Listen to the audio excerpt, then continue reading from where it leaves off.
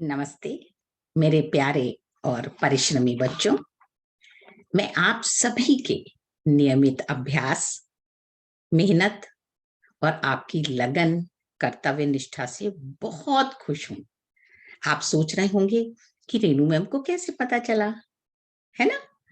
वो ऐसे कि आपकी जिज्ञासाएं, आपके प्रश्न, आपके कमेंट्स जो मुझे लगातार मिलते आ रहे हैं, उनसे मुझे ये समझ में आ रहा है कि आप नियमित अभ्यास कर रहे हैं। देखो बच्चों, जब आप पढ़ेंगे तभी तो आपके प्रश्न, डाउट्स और कंफ्यूजन्स, ऐसी चीजें सामने आएंगी। अगर आप पढ़ेंगे ही नहीं, अभ्यास ही नहीं करेंगे, तो फिर प्रश्न का तो सवाल ही नहीं उठता। आप अभ्यास कर रहे हैं और मैं हमेशा आपके प्रश्नों के उत्तर देने के लिए आपके साथ हूं। दरअसल आप ही मेरी प्रेरणा है, और अगर मेरा एक भी छात्र किसी विषय को समझने से पीछे रह जाता है, तो ये मेरी पूरी जिम्मेदारी है कि मैं उस बच्चे को पाठ उस तरह से पढ़ाऊं, उस तरह से समझाऊं, जैसे वो बच्चा समझना चाहता है और उसकी समझ में आ जाए।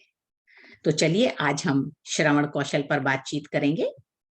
मैं फिर आज आपके सामने हेल्प सीरीज IGCSE 2022 को लेकर ये सामग्री कक्षा 9वीं और कक्षा 10वीं के बच्चों के लिए विशेष रूप से उपयोगी है। आज के सत्र में हम श्रवण कौशल पर बातचीत करेंगे, जो आपका पेपर 2 होता है। पेपर 2 के बारे में थोड़ी सी जानकारी मैं आपको दे रही हूं, या यूं कह लें कि मैं दोहराती हूं। प्रश्न पत्र 2 श्रवण कौशल पर आधारित होता है। ये 30 अंक का पूछा जाता है। इसमें आपको समय 35 मिनट से 45 मिनट तक का समय दिया जाता है। सुनाई जाने वाली सामग्री आप बहुत ध्यान से सुनेंगे और निर्देशानुसार अपने उत्तर दी गई रेखा पर लिखेंगे। इस प्रश्न पत्र में आपको 4 प्रश्न पूछे जाते हैं।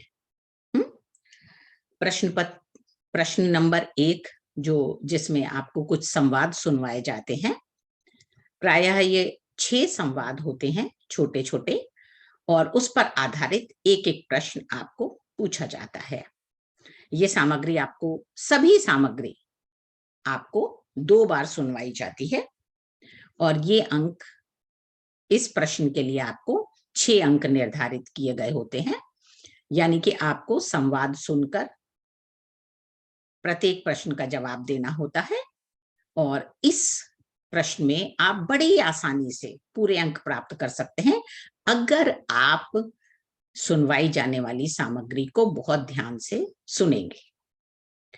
और सबसे अच्छी बात यह है कि इसमें आपको निर्देश दिया भी जाता है सामग्री सुनवाई जाने से पहले, कि आप प्रश्नों को ध्यान से पढ़ लीजिए। आपको समय दिया जाता है प्रश्नों को पढ़ने के लिए।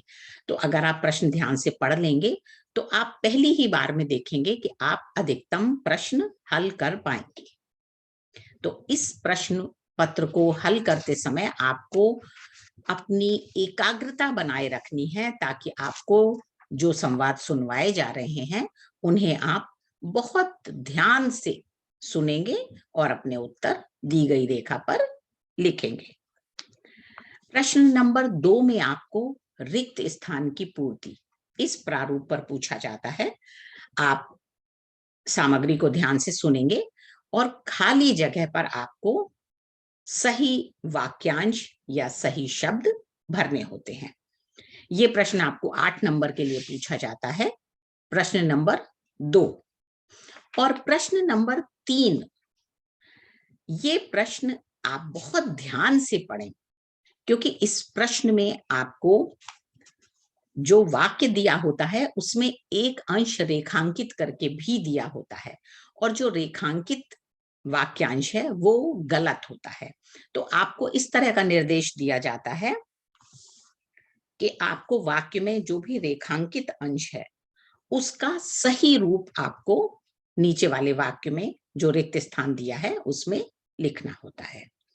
ये प्रश्न में मैं आपको दोबारा एक बार फिर ये सुझाव दूंगी कि इस समय आप विषय सामग्री को बहुत ध्यान से सुनेंगे, बहुत बारीकी से सुनेंगे, ताकि आप वो वाक्यांश या वो शब्द पकड़ सकें जो सही है ना? क्योंकि जो प्रश्न आपको दिया गया है उसमें जो अंडरलाइन करके दिया गया है वाक्यांश वो गलत होता है। तो आप इस बात का ध्यान रखेंगे और पूरी सतर्कता बरतेंगे, तो आप आसानी से इसको कर पाएंगे। इसके बाद आता है प्रश्न नंबर 4। प्रश्न नंबर 4 जो है वो अपेक्षाकृत आसान है, क्योंकि इसमें आपको एक प्रश्न पूछा जाता है और 3 विकल्प दिए होते हैं। तो आपको जो सही विकल्प है उसको टिक करना होता है। मैं समझती हूँ कि इस प्रश्न में तो बड़ी आसानी से मेरे छात्र पूरे के पूरे नंबर ले आएंगे, क्योंकि ये प्रश्न नंबर 4 भी आपको 8 अंक के लिए पूछा जाता है। इसका मतलब प्रश्न नंबर 1 6 अंक के लिए और बाकी के तीनों प्रश्न, प्रश्न नंबर 2, 3 और 4 8 अंक के लिए। इस तरह से कुल आपका 30 नंबर का ये प्रश्न पत्र होता है, जिसके लिए मैं फिर एक बार दोहराऊंगी मेरे सभी छात्रों के लिए कि आप इस समय परीक्षा हॉल में बैठकर अपने मन को पूरी तरह से एकाग्र रखें। जो सामग्री आपको सुनाई जा रही है उसे ध्यानपूर्वक सुने और साथ ही साथ लिखते भी रहें।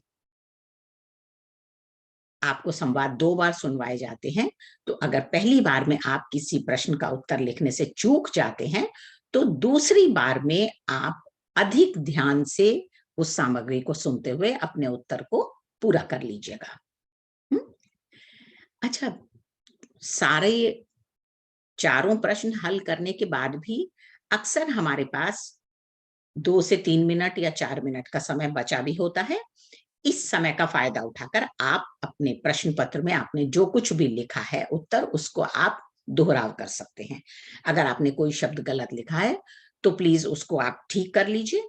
और यहाँ पर फिर एक बात याद रखिएगा कि जब कभी भी आप अपनी गलती को ठीक कर रहे हैं, यानी कि आपको पता है कि आपने ये शब्द गलत लिख लिया है और आप उसको दोबारा सही लिखना चाहते हैं, तो प्लीज ओवर राइटिंग बिल्कुल मत कीजिए। ओवर राइटिंग नो, आप सिंगल लाइन से उस शब्द को काट दीजिए और फिर नए सिरे से उसको लिख दीजिए। ओवर राइट करने में कई बार समझ में नहीं आता है कि आप क्या लिखना चाह रहे थे या आपने क्या लिखा है, तो इस तरह की गलती आप बिल्कुल भी नहीं करेंगे। मैं अपने सभी छात्रों को शुभकामनाएं देती हूं कि आप अपने श्रवण कौशल जांच वाले पेपर में पूरे अंक प्राप्त करें। नमस्ते, धन्यवाद।